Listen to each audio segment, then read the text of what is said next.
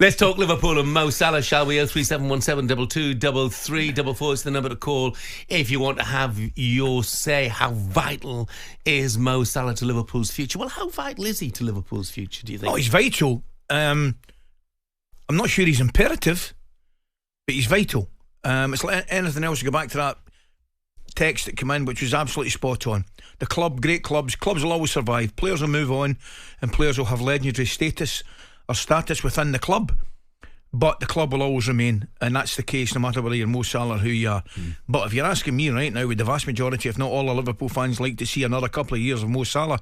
Yes is the answer to that question. Well, let's hear from one or two of them and find out if they do. Sam is a Liverpool fan. Morning, Sam. Good morning, Sam. Morning. Absolutely love the show, guys, especially you two. Thanks, you very Sam. much. Very kind of you. So, Mo Salah, should Liverpool pay whatever it takes? I think my point is what you've got to look at is the way this club has been run recently. And a lot of people complain about the owners, but what you don't realise is how well the club is run compared to other clubs. We don't break our kind of against our principles.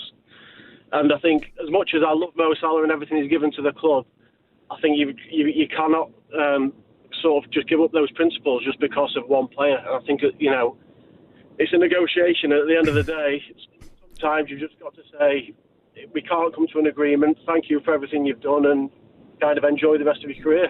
I think you're right, Sam. I do think you're right.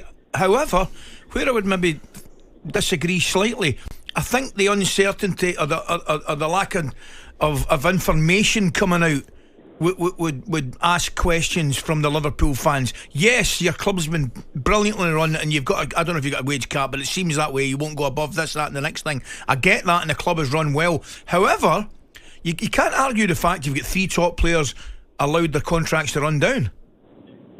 That's true. I think part of that is maybe a transition in the kind of the people above the manager that's happened recently. So there's maybe a little bit of a kind of an issue there, just in terms of handing that process over. So maybe that's where that's fallen down a little bit. But at the same time, they don't come out and comment on these things publicly, and that's the way you would want it to be done. Sam, thank you very much for that. Appreciate that, Sam. And let's move on. Rob is a Liverpool fan as well. Morning, Rob. Good morning, Rob. Good morning, gents. Thanks for having me on. Love the show. It's brilliant. Great pleasure, stuff, mate. Rob. So, look, is Mo Salah irreplaceable? Yes. So my point here, right, guys, is that our owners as tight as anything. They're that tight. If they drop the fiver, they'd be down that quick to pick it up. They hit them on the back of the head. That's how tight they are, our owners. They're absolutely got. They won't spend the money. They remind me of your mate. We all have him. We go to the bar with. It's his round. Where is he? He's in trap 4 in the bog riding, and these are that guy.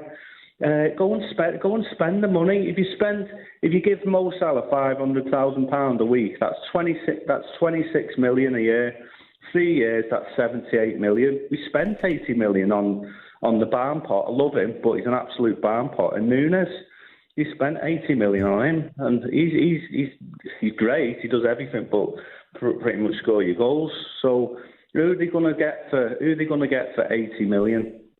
They're going to have to spend it, aren't they? I think you make a good point, Rob, because we were talking there, and one of the names that came up was Jared Bowen, right? You're not going to get him for any less than 80 million, and then you've got his wages on top of that. So from your point of view, the accountancy, it makes sense.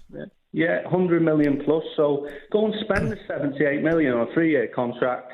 You're going to bank yourself, at least 20 goals a season, 60 goals over 3 seasons plus. Wow, it's money well spent in my book. Rob, thanks very much indeed for the Rob. call. I love that Rob in one breath said how tight the Liverpool owners are, and then they said we spent 80 million on Darwin Núñez. Brian is a Liverpool fan. Morning, Brian. Morning, Brian. Good morning, Jeff. Good morning, Ali. How are you? Great, mate. Great. What are you thinking? Good. Well, I'm looking back to when we had Sadio Mane and Salah up front. And you look at it, Mane was on 100 grand a week. Salah was on 200 grand a week. And they chose to give Salah the contract and Mane left. Now, he's on £18 million a year, Salah. I'm not having a personal dig at him, and he's been fantastic for us. I love him. I want him to stay. But you can't disrespect the club and, paying you that kind of wage I mean, we lost McManaman, didn't we, for a free of Osman all that time ago. And I don't want to see that happen again. I think it's madness the way Trent and Van Dijk are still not on contracts as well. It's just stupid. I think the owners have got a lot to say in all this. But I just think the way he's gone about it's wrong. He should have just kept his mouth shut and got on with the season and then try and see if we can get him to sign a new contract. I'd give him 3 years and 200 grand a week. For a 32-year-old, I think that's fair enough. Okay, you can't expect any more than that. I know he's a great player. He scores all the goals, but I just think for a 32-year-old, he's got to be realistic. And if he wants to cement his legacy with Liverpool and be one of the all-time greats, then sign the contract. I would. Right, I hear where you're coming from, but surely, no matter what happens, his legacy at Liverpool will always be there. He'll always be remembered as one of the greats. Now, I take your point about, 200 grand a week, dear me, the figures we're talking about are absolutely ridiculous, to tell you the gospel truth. However, if he's going to get 3 times that in Saudi Arabia or wherever he goes, that'll come into his thinking. Where I do agree with you totally, I'm very, very surprised at the Liverpool board allowing 3 contracts of 3 top players to go down to the final 6 months. It's crazy, mate. I know. I mean, I know a personal friend of Trent's. He's a school teacher. I'm always asking him, is he staying Trent and stuff, but he doesn't know. It's just a case of the club sorting it out with the players. But I hope he does stay. I hope he really does, because he's still got a lot to offer Liverpool up front. Even though we've got good options there with Núñez, Gakpo, you've got a few players there that can step in. And no player is better than the club, by the way. Yeah, they're good players, but they are not Mo Salah. Look, Brian, thank you very much indeed. Let's squeeze one more in. Paul is a Liverpool fan. Morning, Paul. Yeah, it's refreshing to have a Liverpool fan on, not that Evertonian you just had on. Defend an FSG, mate. Yeah, so what do you as a Liverpool fan make of it all? It's scandalous, mate. We've got the biggest skinflints as owners we've ever had, and they get away with murder, because the press let them away with murder every year. Here's 2 quick points, guys. 300 grand a week for them 3 is £50 million a year, yeah, roughly. Liverpool just made that selling kids from the academy this summer. You never spent any money. They made £40-odd million profit. There's a year for them straight away for the 3 of them. Right? That's on top of the money they haven't spent. Okay, so you're saying they've got to spend the money on Salah, yeah? Got to spend the money on all of them. And there's a quick point, by the way, when Salah said what he did. He was stopped by the press officer going to collect his Man of the Match trophy on Sunday because he didn't want to speak into the press, right? He was fuming about it. This is first-hand knowledge. Absolutely 100% true. And that's why he stopped and spoke to James Pearce, because he was fuming. So they're trying to keep him away from the press. Their narrative is they want to sell it to the fans that they don't want to sign contracts when it's them who don't want to give them the contracts.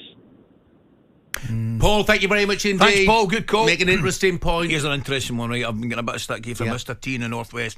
Ali has just said that Mo Salah is vital but not imperative to Liverpool FC. Please let Ali know that vital and imperative are synonyms, i.e. they mean the same thing. Actually, they don't. Okay? So just to let you know, vital is one thing.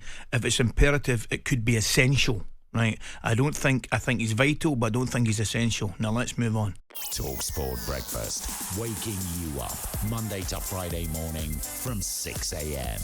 on AM, on DAB, via the talkSPORT app and on your smart speaker. talkSPORT.